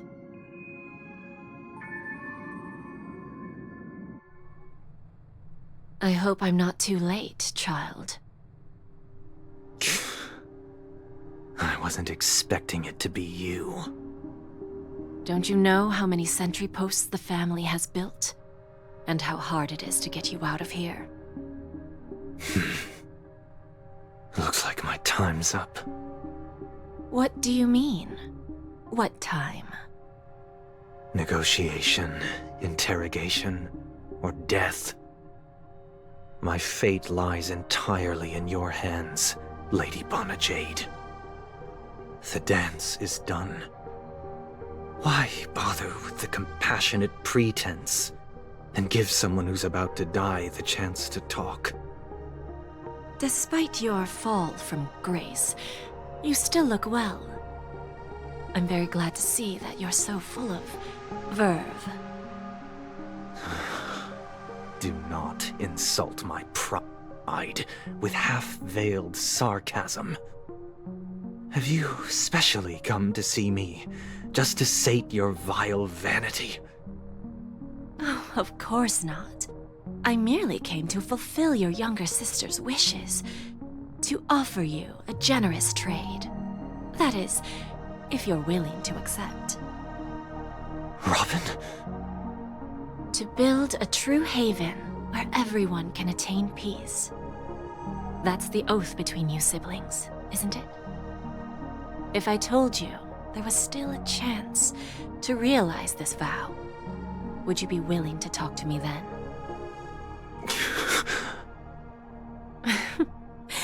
I recognize the gravity of this question, which is why you don't have to answer me right now. Go now.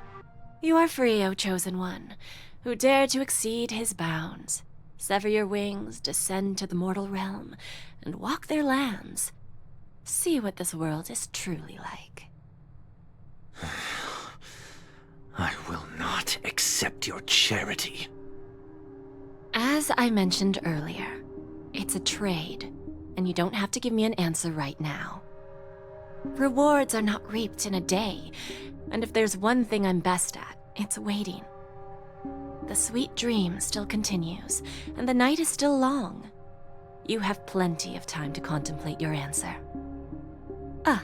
A word of advice for you before we part ways. A word of warning from someone who's been in your shoes before. Life is too short to miss out on golden opportunities.